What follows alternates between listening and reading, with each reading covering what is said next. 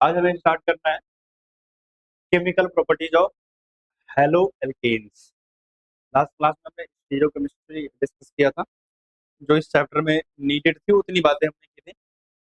आज जो है हम स्टार्ट करेंगे क्या, chemical properties of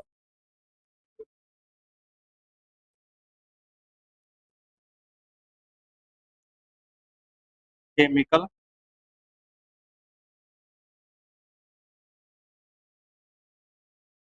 properties of haloalkanes. अगर हम हेलो एल्केन्स की केमिकल प्रॉपर्टीज की बात करें तो हमें पढ़ना क्या क्या है इसको समझ लेते हैं। हमें टोटल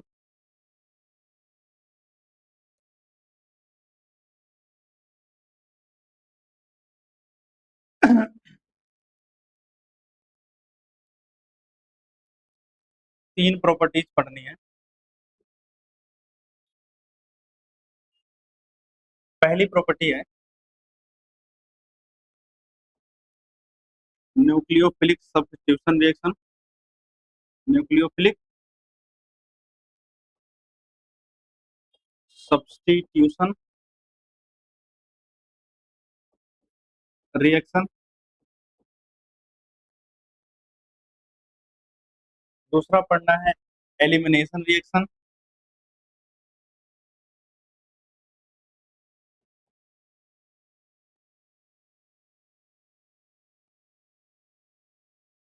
और तीसरा पढ़ना है reaction with metal.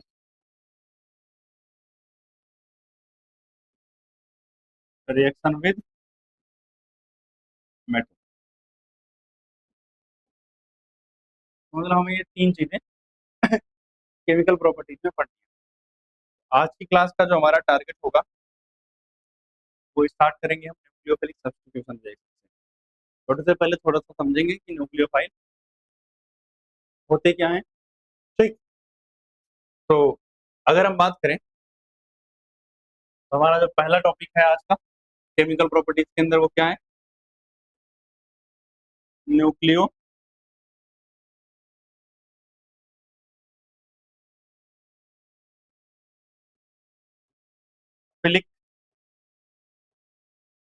Substitution.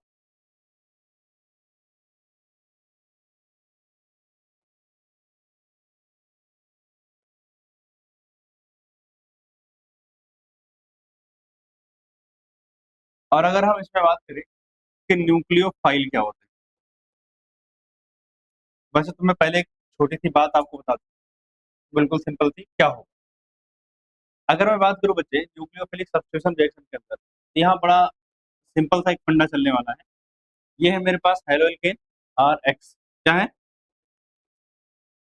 Halo alkane. ठीक, मैं इसकी रिएक्शन कराऊंगा किसके साथ, न्यूक्लियोफाइल के साथ। किससे कराऊंगा, न्यूक्लियोफाइल के साथ।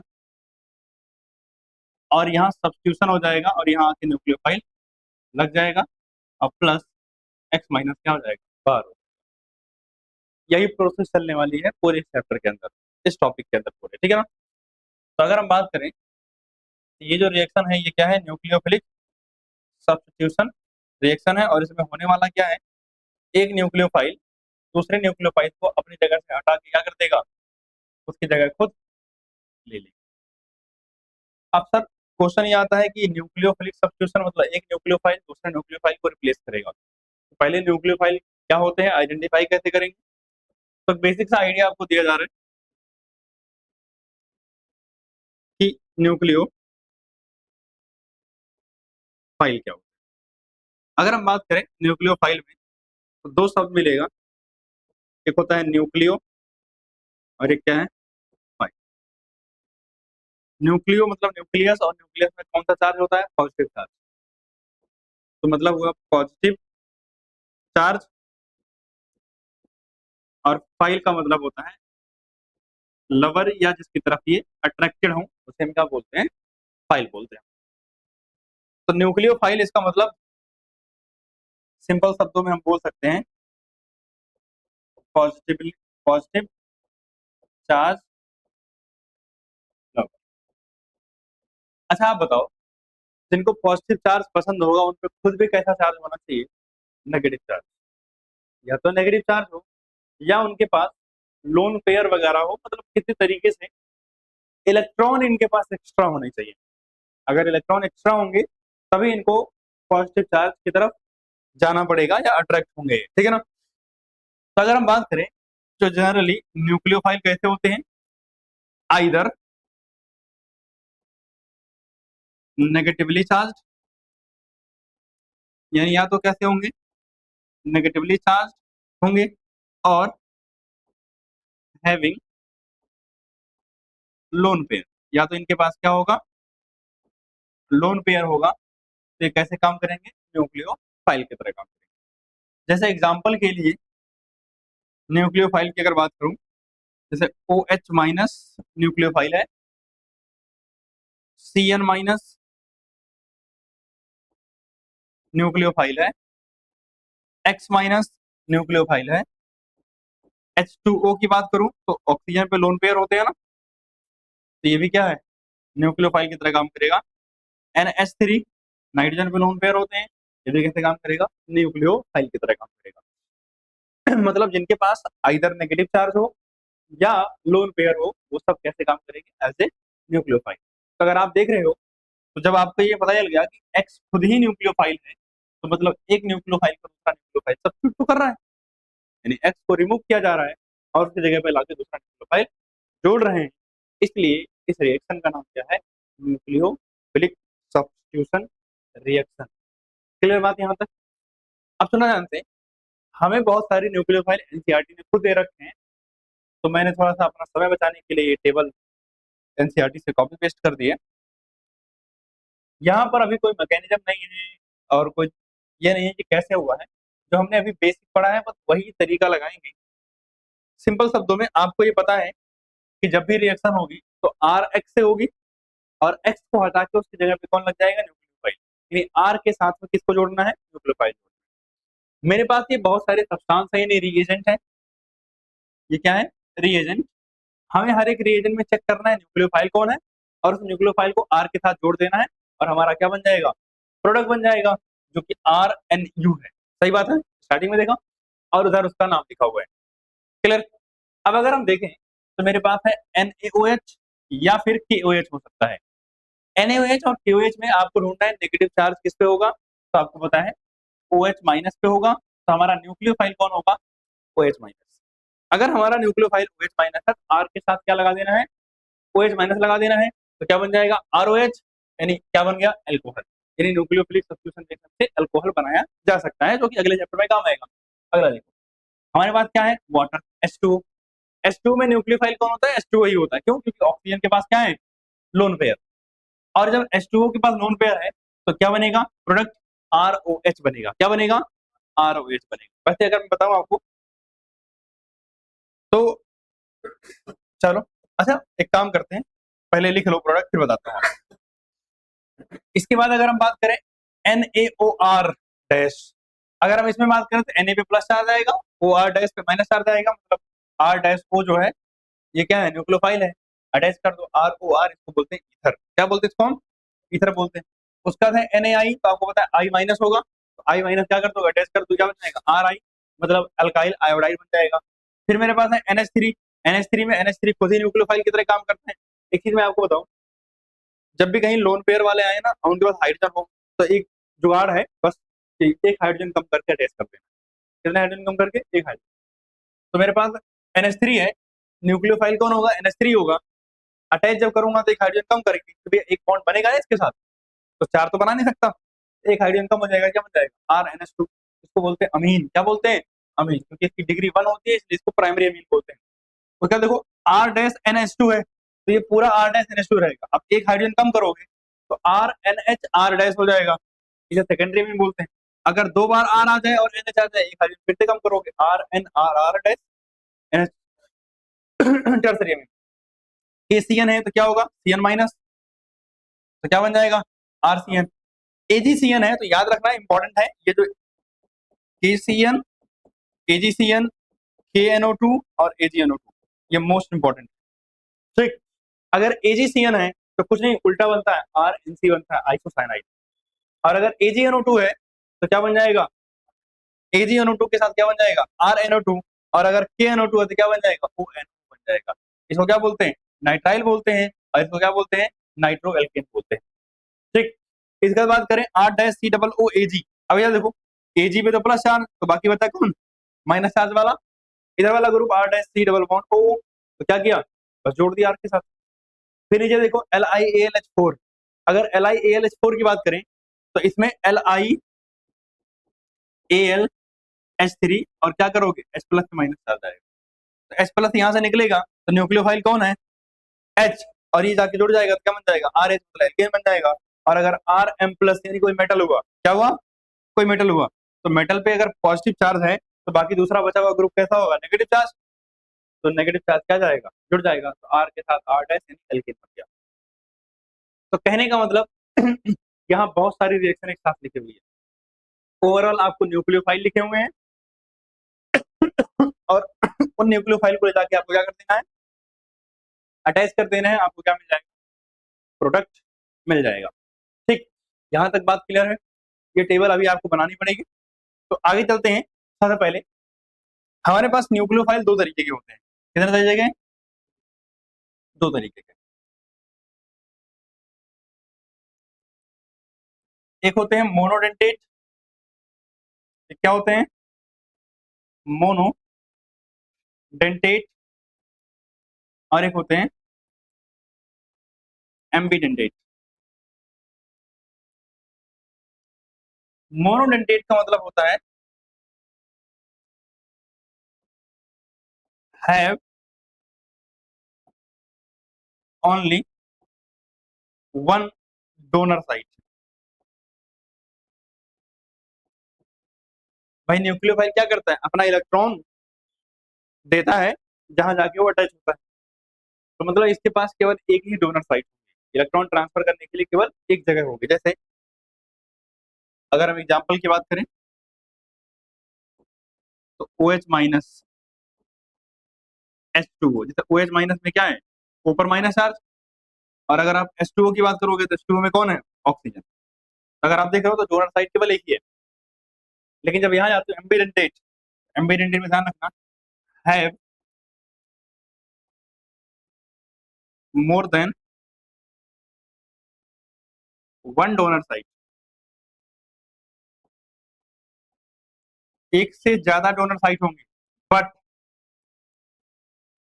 एट ए टाइम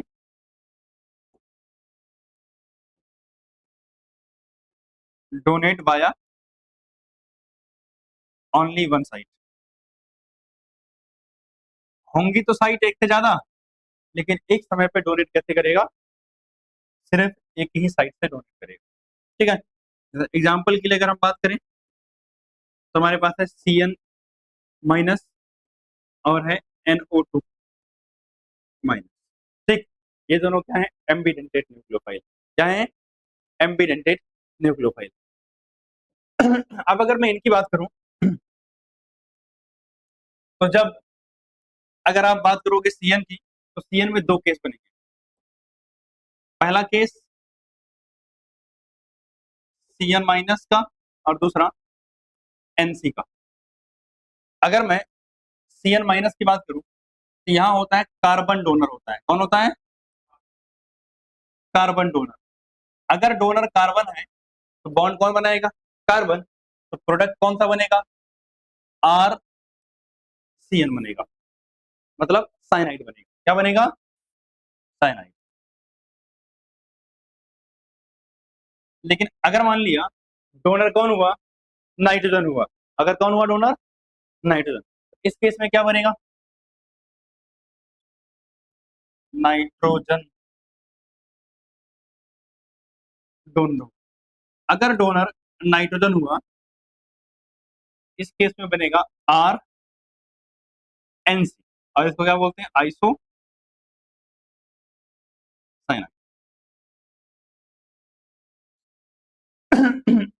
अब याद करो, हमने अगर RH की रिएक्शन कराई किसके साथ, AgCN के साथ, एक दूसरी RX की रिएक्शन कराई किसके साथ, KCN के साथ। तो आपने देखा था AgCN के साथ जब रिएक्शन कराई थी तो क्या बन रहा था, RNC बन रहा था, और जब KCN के साथ कराई थी RCN बन रहा था। तो सर यहाँ पे AgCN के केस में नाइट्रोजन क्यों डोनेट कर रहा है और KCN के केस में कार्बन क्यों डोनेट कर रहा है, सही बात है ना। वो तो ठीक है, दो डोनर है तो एक क्यों डोनेट कर रहा है, सुना है। तो अगर हम इसका एक्सप्लेनेशन दें तो याद रखना AgCN एक कोवेलेंट कंपाउंड है। AgCN क्या है, कोवेलेंट कंपाउंड है। अगर ये कोवेलेंट कंपाउंड है तो इसका मतलब इसका जो कार्बन होगा वो ऑलरेडी Ag के साथ बॉन्डिंग में क्या है, इन्वॉल्व होगा, शेयरिंग में। तो कार्बन ऑलरेडी बिजी है, तो खाली कौन बैठा है, नाइट्रोजन, जिसके पास लोन पेयर पड़े हुए हैं। तो कह रहा भैया मेरे पास लोन पेयर खाली बैठे हुए हैं, तो मैं डोनेशन किससे कर दूं, नाइट्रोजन से कर देता हूं। तो ये कोवेलेंट कंपाउंड है, therefore therefore only nitrogen as donor क्या है, अवेलेबल है। केवल nitrogen as a donor available है, इसीलिए नाइट्रोजन डोनेट कर रहा है। जबकि आते हैं जब KCN में, तो KCN तो एक आयनिक कंपाउंड है। तो अगर ये आयनिक है तो क्या होगा भाई, आयनिक कंपाउंड तो आयंस में टूट जाते हैं ना। तो आयनिक कंपाउंड है तो ये आयन में टूटेगा, जब आयन में टूटेगा तो कार्बन पे आएगा माइनस चार्ज और K पे आएगा क्या, प्लस चार्ज। K छोड़ो, हमें मतलब किससे है, इससे। अब यहाँ दो ऑप्शन है, कार्बन पर नाइट्रोजन माइनस और नाइट्रोजन पे क्या, लोन पेयर, माइनस चार्ज और लोन पेयर। अगर दोनों आ जाए, ज्यादा पॉसिबिलिटी किसकी है, नेगेटिव चार्ज के डोनेट करने की, क्योंकि लोन पेयर से कोई चार्ज नहीं आ रहा है। तो कहीं ना कहीं कंपाउंड लोन पेयर रख के थोड़ा बहुत स्टेबल होगा एज कंपेयर टू कि उसके पास क्या पड़ा हो, माइनस चार्ज पड़ा। तो यहाँ दोनों अवेलेबल हैं, तो क्या करेगा यहाँ both carbon and nitrogen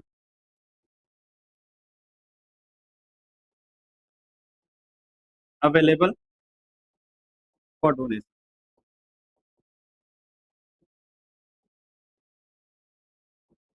but carbon में कैसा चार्ज है, but carbon have negative charge,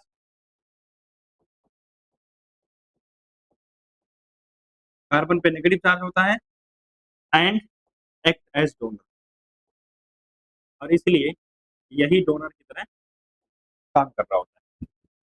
clear बात, आई होप ये क्लियर हो गया होगा। इसके बाद आ जाते हैं कहां पर,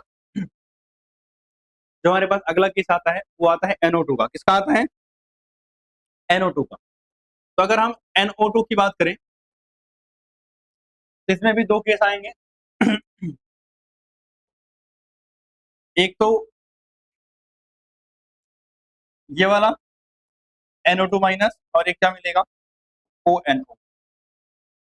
क्या मिलेगा, एक ONO। तो अगर हम NO2 माइनस की बात करें तो NO2 माइनस में डोनर कौन होता है, ऑक्सीजन होगा डोनर। और जब आप ONO की बात करते हो तो यहाँ डोनर कौन होगा, नाइट्रोजन होगा। क्या होगा, नाइट्रोजन कैसे काम कर रहा होगा, एज डोनर। आपको पता है अगर ऑक्सीजन डोनर होगा तो क्या बन जाएगा, AgNO2। मतलब RNO2 बन जाएगा, क्या बन जाएगा, RNO2 प्रोडक्ट सीधा। और अगर नाइट्रोजन डोनर होगा तो क्या बन जाएगा,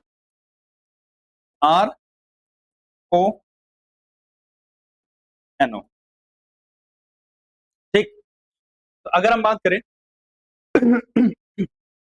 तो डोनर साइट अलग अलग है, तो इसलिए प्रोडक्ट क्या बन रहे हैं, अलग अलग बन रहे हैं।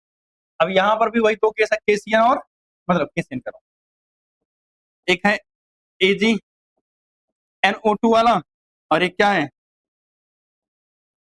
KNO2 वाला। तो आपको पता है ये क्या है, कोवैलेंट है। कैसा है, कोवैलेंट है। और ये वाला क्या है, आयनिक है। तो जब कोवलेंट होगा तो डोनर कौन होगा, नाइट्रोजन होगा, और जब आयनिक होगा तो डोनर कौन होगा, ऑक्सीजन होगा। एक्सप्लेनेशन अब आप दे लोगे, ठीक, क्योंकि आयनिक में ऑलरेडी तो जो है कोवलेंट में ऑलरेडी ऑक्सीजन इन्वॉल्व होता है कहाँ पर, बॉन्ड बनाने में। जब ऑलरेडी बॉन्ड बनाने में इन्वॉल्व है तो डोनेशन कौन करेगा, अवेलेबल नोन पेयर। जबकि यहाँ आयनिक है तो ये तो आयंस में मिलेगा, तो ऑक्सीजन फ्री है, इसलिए डोनेशन कौन करता है, ऑक्सीजन करता है। तो हमने यहाँ तक समझा न्यूक्लियोफाइल, एम्बिडेंट न्यूक्लियोफाइल। और नॉर्मली अगर एक न्यूक्लियोफिलिक रिएक्शन होती है तो क्या होता है, एक्स हटा के न्यूक्लियोफाइल लगाना होता है, और वो हमने सीखा है। अभी मैकेनिज्म की बात हमने कुछ भी नहीं की है, तो चलिए बातें आप लोग फटाफट नोट डाउन करो। तो आगे चलते हैं।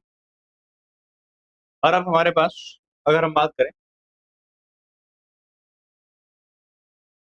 तो जो न्यूक्लियोफिलिक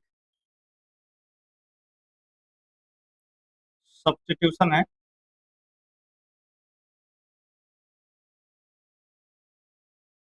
ये दो तरीके का होता है। कितने तरीके का,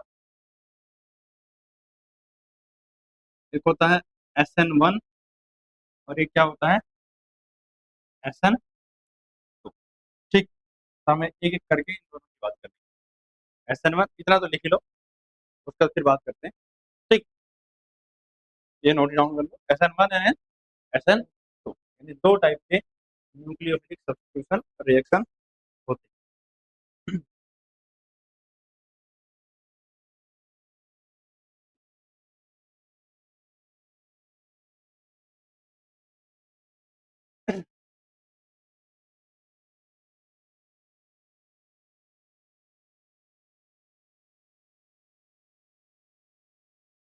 ठीक, लिख लिया ना। अब सबसे पहले हेडिंग डालेंगे SN1 रिएक्शन, SN1। अगर मैं SN1 रिएक्शन की बात करूं तो सबसे पहले समझना कुछ चीजें।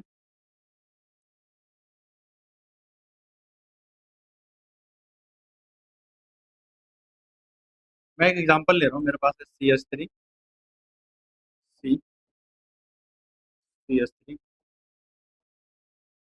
CH3 और यहाँ कौन है Br। आपको पता है ये सारे बॉन्ड कैसे होंगे, कोवलेंट। तो एक इलेक्ट्रॉन इस कार्बन का होगा और एक इलेक्ट्रॉन इस ब्रोमीन का होगा। इन दोनों ने समझौता करके एक तुम एक मैं देंगे और बॉन्ड बनाएंगे, बनाया था। बट इसमें ब्रोमीन ने थोड़ी गद्दारी करनी शुरू कर दी, क्योंकि ब्रोमीन इलेक्ट्रोनेगेटिव था। इसने इलेक्ट्रॉन अपनी तरफ खींचना शुरू किया और इस पर आया पार्शियल नेगेटिव चार्ज, और इस कार्बन पे आया पार्शियल पॉजिटिव, क्योंकि इलेक्ट्रॉन किधर शिफ्ट हुए हैं, ब्रोमीन की तरफ शिफ्ट हुए हैं। तो मतलब जब ब्रोमीन ने गद्दारी की तो कार्बन को बड़ा बुरा लगा, और वही सोच में पड़ा कि इस ब्रोमीन को यहाँ से निकाले या ना निकाले। ठीक, तो ये तीन इसके दोस्त हैं जो किनारे लगे हुए हैं।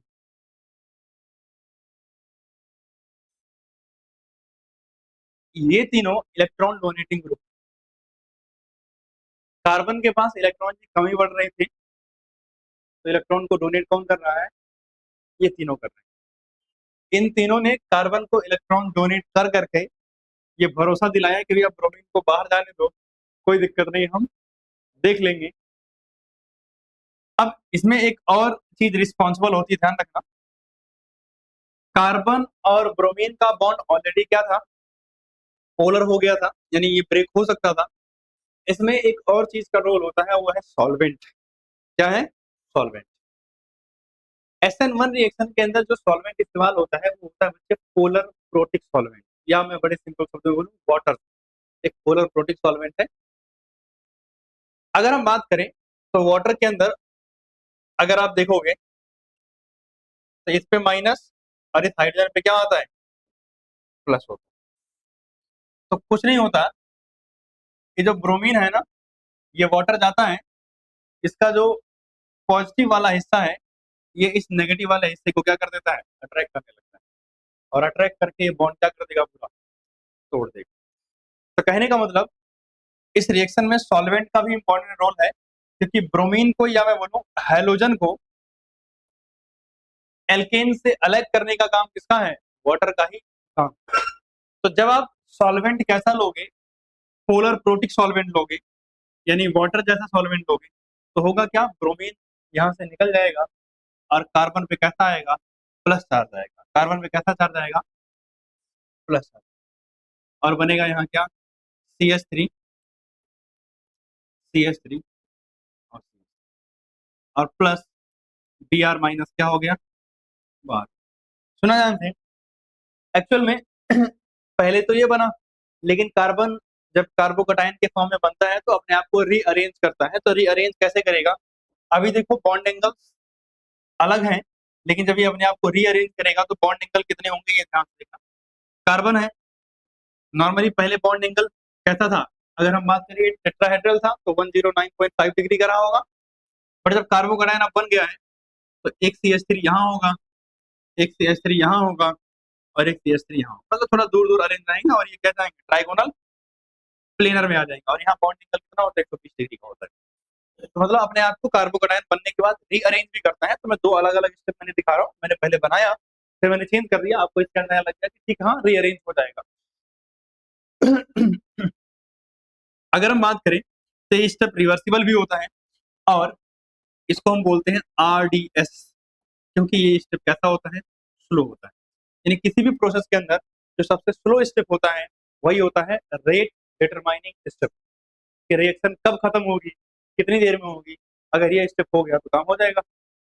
तो आपने अगर हम बात करें तो ये कौन है, रेट डिटरमाइनिंग स्टेप। ये कहाँ पड़ा है, केमिकल काइनेटिक्स में ना, रेट डिटरमाइनिंग स्टेप। और ये जो बना है इसको हम बोलते हैं कार्बो कटायन इंटरमीडिएट, इंटरमीडिएट। जब कार्बो कटायन बन गया तो आप ये समझो पहले ये शादीशुदा, अभी शादीशुदा था, अभी क्या हो गया, इसका डाइवर्स हो गया है। तो मतलब खाली अवेलेबल है। तो अवेलेबल है तो कौन आके अटैक करेगा इस पे, न्यूक्लियोफाइल। अब न्यूक्लियोफाइल के ऊपर अटैक करने के दो रास्ते हैं।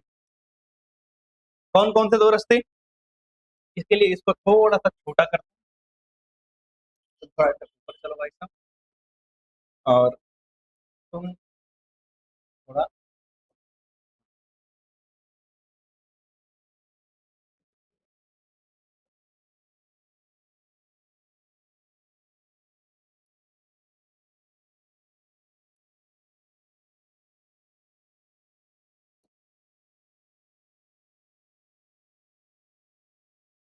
ठीक।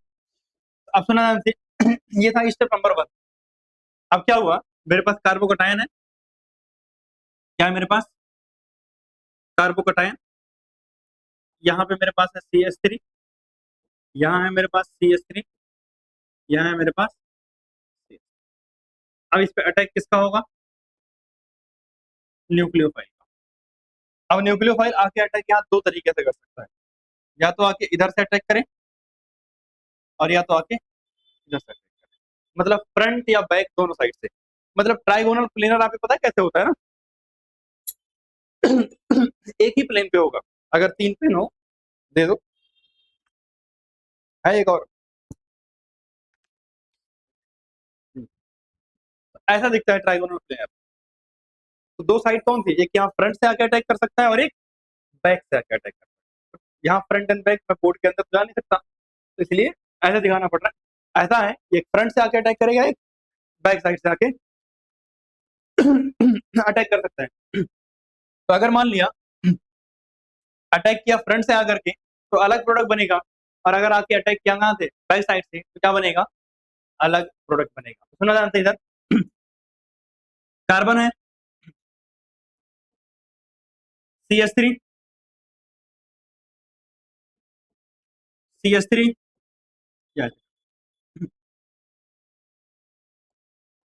CH3 और ये CH3, और यहाँ मैंने क्या जोड़ दिया, न्यूक्लियोफाइल। ठीक, पहला।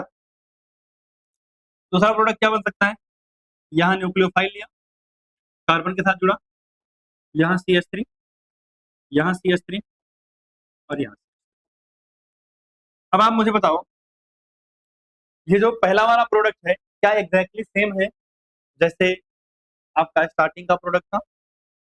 सही बात है, सबस्ट्रेट। तो इसको बोलते हैं रिटेंशन। क्या बोलते हैं इसको हम? रिटेंशन। यानी अगर रिएक्शन के बाद न्यूक्लियोफाइल जाके वहीं जुड़ता है जहां पर पहला वाला न्यूक्लियोफाइल था, तब उसे क्या बोलते हैं? हम रिटेंशन बोलते हैं। लेकिन यहाँ क्या हो गया है? उल्टा हो गया है। इसे क्या बोलते हैं? इन्वर्जन। क्या बोलते हैं इसको हम? अगर रिटेंशन और इन्वर्जन दोनों बन रहे हैं और दोनों 50-50% ही बनते हैं, तो जब रिटेंशन इन्वर्जन दोनों मिलते हैं तो इसे क्या बोलते हैं? रेसमिक मिक्सचर बोलते हैं। क्या बोलते हैं इसको हम? Racemic mixture. तो अगर आप देख रहे हो तो यहाँ क्या क्या हुआ है? सबसे पहले ये 2 स्टेप की रिएक्शन है। कितने स्टेप की रिएक्शन है? 2 स्टेप की रिएक्शन। इसमें इंटरमीडिएट कौन बन रहा है? कार्बोकटायन नाम का इंटरमीडिएट बन रहा है। कौन बन रहा है इंटरमीडिएट? कार्बोकटायन नाम का इंटरमीडिएट बन रहा है। ठीक। अब बताओ, अगर कार्बोकटायन इंटरमीडिएट बन रहा है तो कार्बोकटायन जितना स्टेबल होगा उतना आसानी से बनेगा। तो मतलब पूरी रिएक्शन का रेट किस पे डिपेंड कर जाएगा? स्टेबिलिटी ऑफ कार्बोकटायन पे। अब भैया कार्बोकटायन उतना ही स्टेबल बनेगा जितना ही आपने सबस्ट्रेट लिया होगा। अगर 3 डिग्री होगा तो 3 डिग्री कार्बोकटायन बनेगा, 2 डिग्री होगा तो 2 डिग्री कार्बोकटायन बनेगा, 1 डिग्री होगा 1 डिग्री कार्बोकटायन बनेगा। इसका मतलब रेट ऑफ रिएक्शन डिपेंड किस पे कर रहा है? सबस्ट्रेट पे। सही बात है। तो रेट ऑफ रिएक्शन किस पे डिपेंड कर रहा है? सबस्ट्रेट के ऊपर। अगर सिर्फ एक ही चीज पर रेट डिपेंड कर रहा है तो इसे क्या बोलेंगे? ऑर्डर इसका क्या आ जाएगा? 1 आ जाएगा। क्योंकि इस पे डिपेंड कर रहा है सिर्फ। सही बात है। और कार्बोकटायन जितना स्टेबल उतना आसानी से बनेगा। अब और सुनना भाई, निकल के कौन जा रहा है? Br। अब ये जितना ज्यादा लिविंग अच्छा ग्रुप होगा, लिविंग ग्रुप होगा, यानी जितना ज्यादा ये बाहर जा सकता है, यानी जितना आसानी से ये बाहर जा सकता है, जितना बढ़िया लिविंग ग्रुप होगा उतना आसानी से ये भी बनेगा। इसका मतलब रेट और किस चीज पे डिपेंड करेगा? कार्बन और हाइड्रोजन के बीच जो बॉन्ड है उसमें बॉन्ड में इन्वॉल्व हाइड्रोजन अगर बढ़िया लिविंग ग्रुप है तो तुरंत निकल के जाएगा और कार्बोन जल्दी बनेगा और रिएक्शन जल्दी हो जाएगी। अगर ये निकल के नहीं जाएगा तो रिएक्शन क्या होगी? क्लियर बात? तो ये सारी बातें हमने इससे कंक्लूड की। अगर हम बात करें तो आगे चलते हैं। तो सबसे पहले कैरेक्टरिस्टिक्स की बात करते हैं इस रिएक्शन। कैरेक्टरिस्टिक्स। तो सबसे पहली बात, इसको हम SN1 रिएक्शन बोलते हैं। क्यों? क्योंकि ये यूनी मॉलिक्यूलर रिएक्शन है। अच्छा, यूनिमोलिकुलर मतलब मॉलिक्युलरिटी इसकी कितनी है? 1 है। केमिकल काइनेटिक्स, इसकी मॉलिक्युलरिटी कितनी है?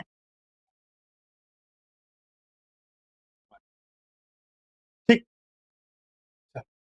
रिएक्शन इंटरमीडिएट क्या है? कार्बोकटायन। रिएक्शन इंटरमीडिएट क्या है? कार्बोकटायन। उसके बाद ऑर्डर ऑफ रिएक्शन कितना है?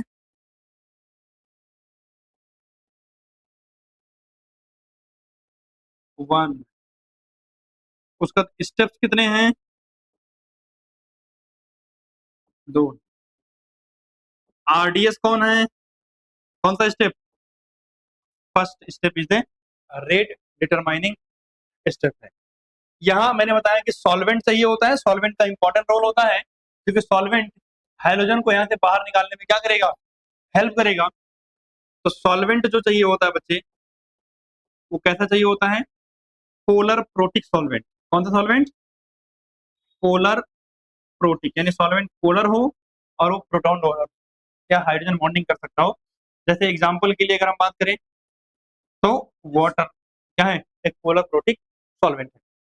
इसके अलावा जो न्यूक्लियोफाइल होना चाहिए बच्चे, वो वीक न्यूक्लियोफाइल होना चाहिए। क्या होना चाहिए? Weak nucleophile. क्योंकि अगर स्ट्रांग होगा तो क्या करेगा? वो आप SN2 में पढ़ोगे। ठीक है ना? तो अगर हम बात करें न्यूक्लियोफाइल कैसा होना चाहिए? वीक होना चाहिए, पोलर प्रोटिक होना चाहिए, और इंटरमीडिएट वगैरह क्या क्या बनना है, ये सारी बातें हमने देख ली। अब अगर हम बात करें तो रेट किस पे डिपेंड कर रहा है? तो जो रेट है बच्चे, rate is directly proportional to stability of carbocation. सही बात है ना, स्टेबिलिटी ऑफ कार्बोकेटाइन। या कार्बोकेटाइन जितना स्टेबल होगा उतना बढ़िया रेट होगा। और दूसरी बात बताओ, rate is directly proportional to leaving group. बोल सकता हूं, यानी जो ग्रुप जा रहा है वो कितना आसानी से जा सकता है। तो सुना ध्यान से मेरी बात, ये बात हुई। अगर हम कार्बोकेटाइन के हिसाब से देखें तो रेट का ऑर्डर क्या आ जाएगा भैया, 3 डिग्री मुझे पता है सबसे ज्यादा स्टेबल होता है, सबसे फास्ट रिएक्शन 3 डिग्री में होगी, फिर 2 डिग्री में, और ऑलमोस्ट होती ही नहीं है 1 डिग्री में, और इससे भी कम क्या, CS3, इसमें बिल्कुल ही नहीं होती। ठीक, अगर हम बात करें लिविंग ग्रुप की, तो सबसे अच्छा लिविंग ग्रुप जो होता है वो CI। ठीक, उसके बाद CBr, फिर CCl, और सबसे कम क्या होगा, CF। आप खुद सोचो एक बार, आपने बॉन्ड लेंथ पढ़ी थी ना, सबसे बड़े बॉन्ड लेंथ कितनी होती है, CI की। ब्रेक करना आसान होगा, सबसे छोटी बॉन्ड लेंथ कितनी होती है, CF की। तो बॉन्ड ब्रेक करना क्या होगा, सबसे मुश्किल काम इसी को होगा। दूसरी बात, और अगर मैं बताऊं, तो जब ये जा रहे हैं तो माइनस के फॉर्म में जा रहे हैं, यानी आई पे minus, CR minus, CL minus, F minus, सब पे माइनस डालता है। इलेक्ट्रॉन लेके ज्यादा स्टेबल कौन फील करेगा, जिसका साइज बड़ा होगा, जिसके पास जगह स्पेस ज्यादा होगी, कि भैया मैं इलेक्ट्रॉन नेगेटिव चार्ज अपने पास खुद रख सकता हूँ। यहाँ पर मेरे पास क्या है, आयोडीन। आप आते हो डाउन द ग्रुप, साइज क्या होता है, बढ़ता है, सबसे बड़ा साइज है, यानी जगह इसके पास ज्यादा है तो इलेक्ट्रॉन ज्यादा एकोमोडेट कर सकता है और स्टेबल फील करेगा। ठीक, और फ्लोरीन सबसे छोटा है, उसको अगर इलेक्ट्रॉन दोगे तो बेचारा दुखी हो जाएगा। इसलिए सबसे बढ़िया लिविंग ग्रुप कौन होता है, आयोडीन, ब्रोमीन, क्लोरीन और फिर फ्लोरीन।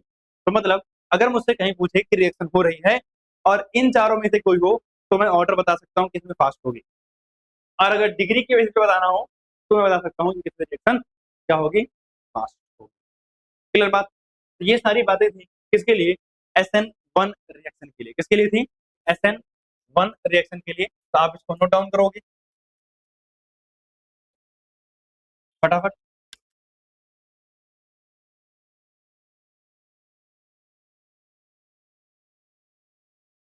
रह गई कि इसमें प्रोडक्ट क्या मिल रहा था, रिटेंशन और इन्वर्जन दोनों मिल रहा था ना, तो वो भी तो बता दें।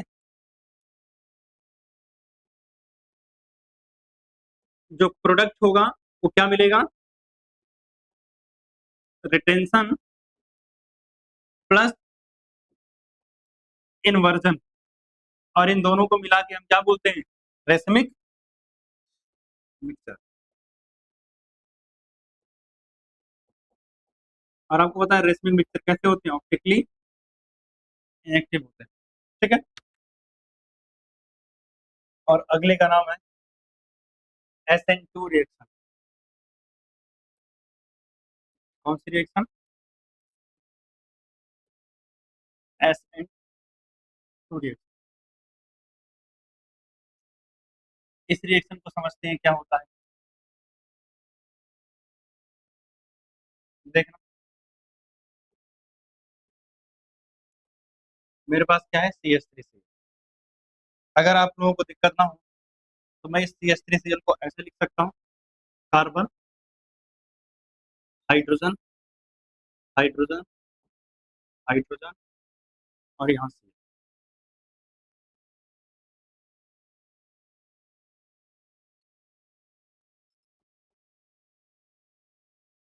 ठीक, अगर हम बात करें इस रिएक्शन के अंदर हम पोलर प्रोटिक सॉल्वेंट नहीं लेते, पहली बात। तो इसमें वो जो हाइड्रोजन को निकाल के ले जाने वाला था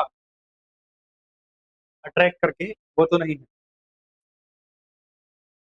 तो यहाँ भी नेगेटिव और पॉजिटिव चार्ज पार्शियल तो होगा, यानी दिक्कतें यहाँ भी तो हैं, लेकिन वहाँ एक पोलर प्रोटिक सॉल्वेंट था जो आके हाइड्रोजन को लेके जा रहा था और कार्बोकेटायन आसानी से बन जा रहा था। बट यहाँ ऐसा हो नहीं रहा है, मतलब दोनों के बीच इश्यू हैं, लड़ाइयाँ झगड़े हो रहे हैं, मारपीट हो रही है, लेकिन फिर भी मजबूरी में क्या है, साथ साथ हैं। तो अब हमारे पास चाहिए एक न्यूक्लियोफाइल। अगर हम बात करें न्यूक्लियोफाइल तो हमें स्ट्रॉन्ग चाहिए होगा। क्यों? सुनो ध्यान से। सबसे पहले ये न्यूक्लियोफाइल सामने तो जाके अटैक कर नहीं सकता, क्योंकि सामने प्रॉब्लम क्या है, ऑलरेडी बैठा हुआ है एक क्लोरीन Cl माइनस। वो खुद ही न्यूक्लियोफाइल है, उस पर खुद भी माइनस, तो वो सामने से तो नहीं जाने देगा। समझ रहे हो ना? तो इस न्यूक्लियोफाइल ने हिम्मत जुटाई, क्योंकि ये स्ट्रांग था, तो ये कहां से अटैक किया, पीछे की तरफ। कहां से अटैक कर रहा है, पीछे की तरफ से। और पीछे की तरफ से अटैक करके कार्बन को भड़काएगा कि देख भाई गलत हो रहा तेरे साथ, ठीक। तो जब ये पीछे से अटैक करेगा तो होगा क्या, कार्बन अपने पास मौजूद सारी वैलेंसीज को थोड़ी सी रीअरेंज करेगा, ठीक। और धीरे धीरे कार्बन और क्लोरीन का जो बॉन्ड है वो टूटता जाएगा, और धीरे धीरे इस नए न्यूक्लियोफाइल के साथ बॉन्ड बनता जाएगा। तो क्लोरीन बॉन्ड टूट रहा है यहाँ पे, और यहाँ न्यूक्लियोफाइल क्या कर रहा है, बॉन्ड बना रहा है। इधर हो रहा है बॉन्ड फॉर्मेशन, BF, और इधर हो रहा है बॉन्ड ब्रेक डाउन, यानी BB, ठीक। जब कभी बॉन्ड फॉर्मेशन और बॉन्ड ब्रेक डाउन दोनों एक साथ चलते हैं, तो ऐसी स्टेट को बोलते हैं ट्रांजिशन स्टेट। क्या बोलते हैं इसको हम, ट्रांजिशन स्टेट बोलते हैं इसको। इंटरमीडिएट से कंफ्यूज मत करना, यहाँ कोई प्रोडक्ट नहीं बना है, यहाँ एक बॉन्ड ब्रेक हो रहा है और दूसरा फॉर्म हो रहा है, और इसको हम क्या बोलते हैं, ट्रांजिशन स्टेट बोलते हैं। ये इंटरमीडिएट में कंसीडर नहीं होता है, ठीक है ना। तो ये क्या है, ट्रांजिशन स्टेट। अब क्या हुआ, धीरे धीरे धीरे करके ये वाला बॉन्ड टूट जाएगा, यानी क्लोरीन बाहर हो जाएगा, और कौन आके जुड़ जाएगा, न्यूक्लियोफाइल आके अटैच हो जाएगा। तो कार्बन है, यहाँ हाइड्रोजन। अच्छा आप बताओ, न्यूक्लियोफाइल ने अटैक कहाँ किया था, अपोजिट साइड जहाँ Cl था। ऑब्वियसली न्यूक्लियोफाइल आके अटैच कहाँ होगा, यहाँ होगा, हाइड्रोजन यहाँ, और दूसरा वाला हाइड्रोजन अटैच करके कहाँ चला गया। तो अगर आप स्टार्टिंग से एंड में देखो, तो क्लोरीन कहाँ था, आप उसकी पोजीशन देखना, और न्यूक्लियोफाइल कहाँ जाके अटैच हुआ है, आप उसकी पोजीशन देखना, उल्टा जाके अटैच हुआ है। जब अपोजिट साइड जाके अटैच हो तो इसको क्या बोलते हैं, इनवर्जन। क्या बोलते हैं इसको हम, इनवर्जन। क्या बोलते हैं इसको हम, इनवर्जन। तो अगर आप देखोगे तो ये रिएक्शन सिंगल स्टेप में कंप्लीट हो जाती है। कितने स्टेप में कंप्लीट हो रही है, सिंगल स्टेप में। यहाँ न्यूक्लियोफाइल स्ट्रॉन्ग क्यों चाहिए था, क्योंकि Cl बाहर नहीं जा रहा है, इसके होते हुए भी आपको जाके अटैक कर रहा है, और Cl पे खुद नेगेटिव चार्ज है, मतलब एक न्यूक्लियोफाइल की प्रेजेंस है अभी, और उसके बाद भी दूसरा न्यूक्लियोफाइल जाके अटैक कर रहा है। ये तभी पॉसिबल हो सकता है जब दूसरा वाला क्या हो, स्ट्रांग हो, और ये कमजोर हो, तभी ये बाहर जाएगा और वो वाला क्या होगा, अटैच होगा। क्लियर बात। तो अगर हम इसकी कैरेक्टरिस्टिक्स की बात करें, तो एक काम करता हूं, मैं कॉपी पेस्ट कर लेता हूं।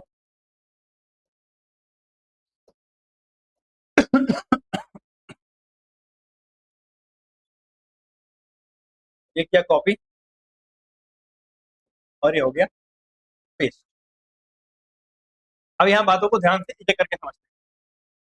सबसे पहले छोटी सी बात, ये यूनिमोलिकुलर नहीं, बाईमोलिकुलर रिएक्शन होगी। कैसी होगी, बाईमोलिकुलर। दैट इज की मॉलिकुलरिटी कितनी आएगी,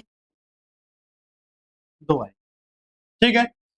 उसके बाद ये रिएक्शन इंटरमीडिएट बनेगा क्या, नहीं बनेगा, ठीक है। ऑर्डर ऑफ रिएक्शन कितना होगा, 2 होगा, क्योंकि सुनना, मैं कह रहा हूँ न्यूक्लियोफाइल भी स्ट्रांग होना चाहिए, और सबस्ट्रेट तो आपके पास सही होगा। तो मतलब न्यूक्लियोफाइल स्ट्रांग चाहिए, सबस्ट्रेट भी है, तो दोनों पे डिपेंड कर रहा है, तो ऑर्डर कितना हो जाएगा, 2 हो जाएगा। स्टेप्स कितने होंगे भाई, एक ही स्टेप होगा।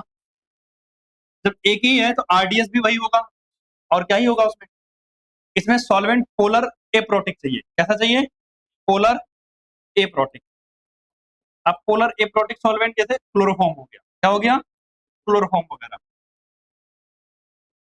CH3 CH Cl, ठीक है ना। ये सब क्या है, polar aprotic solvent. Weak nucleophile नहीं, कैसा न्यूक्लियोफाइल चाहिए, स्ट्रॉन्ग न्यूक्लियोफाइल चाहिए। और प्रोडक्ट हमारा कौन सा बन रहा है भैया, इन्वर्जन प्रोडक्ट बन रहा है। कौन सा प्रोडक्ट बन रहा है, इन्वर्जन प्रोडक्ट बन रहा है, ठीक। अब मैंने कॉपी किया है, ये पता ना चले, इसलिए मैं इन सबका कलर एक जैसा कर देता हूँ। ठीक। अब अगर मैं बात करूं तो आ जाते हैं रेट पे। किस पे आते हैं?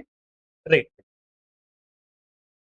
तो अगर हम रेट की बात करें बच्चे, तो आप मुझे जल्दी से बताओ, यहां से जाके अटैक हो नहीं सकता, बैक साइड पे अटैक कर रहे हैं। अगर पीछे की तरफ मैंने यहाँ आर लगा रखा है, यहाँ आर लगा रखा है, यहाँ मतलब CH3 तगड़े तगड़े से ग्रुप, बिल्कुल मोटे बल्कि बल्कि, तो इस न्यूक्लियोफाइल को एंट्री मारने में दिक्कत होगी। जितना खाली रहेगा उतना बढ़िया से एंट्री मारेगा। मतलब पीछे भीड़ भाड़ नहीं होना चाहिए, पीछे भीड़ भाड़ नहीं होना चाहिए। इसका मतलब मैं ये बोल सकता हूँ कि स्टेरिक हिंड्रेंस कम होना चाहिए। क्या होना चाहिए? Steric hindrance. भीड़ भाड़ को हम क्या बोलते हैं केमिस्ट्री में? एक फैंसी नाम दे दिया हमने, क्या? Steric hindrance. यानी rate is inversely proportional to steric hindrance.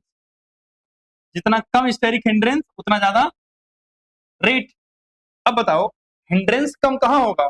अगर 3 डिग्री हुआ तो ऑलरेडी भीड़ भाड़ तो बहुत ज्यादा होगी पीछे की तरफ, तो सबसे कम भीड़ भाड़ कहाँ होगी? भैया CH3 के केस में। और उसके बाद कितनी होगी? 1 डिग्री में। और उससे ज्यादा भीड़ किसमें? 2 डिग्री में। और सबसे ज्यादा किसमें? 3 डिग्री में। तो ये हो जाएगा आपका ऑर्डर रेट का। दूसरी बात, रेट वही लिविंग ग्रुप पे। Rate is directly proportional to किसके? Leaving group. अब भाई वहां Cl है, Br है, I हो सकता है, जो आसानी से चला जाएगा वो हमारे लिए बढ़िया है। और हमें पता है आसानी से कौन जाता है?